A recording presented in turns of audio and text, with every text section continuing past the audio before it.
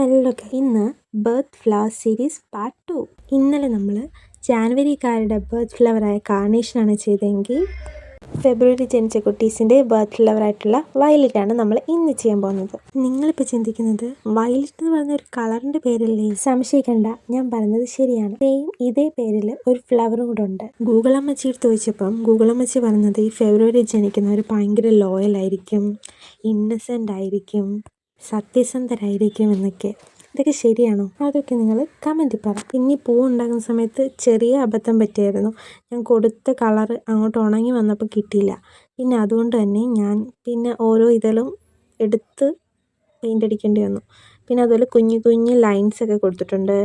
മൊത്തത്തിൽ പറഞ്ഞപ്പോൾ അവസാനം സാധനം സൂപ്പറായിട്ടുണ്ട്. നിങ്ങൾ പറ ഇതെങ്ങനെ ഉണ്ടെന്ന്. പിന്നെ നിങ്ങളുടെയൊക്കെ ബർത്ത്ഡേ എന്നാന്ന് കൂടെ കമൻറ്റ് ചെയ്യട്ടോ. എന്തായാലും ഇത്ര നേരം നമ്മൾ ഈ വീഡിയോ കണ്ടല്ലേ, ഇടയ്ക്കൊക്കെ ആ ലൈക്കും സബും പിന്നെ അതുപോലെ കമൻറ്റൊക്കെ ചെയ്യട്ടോ.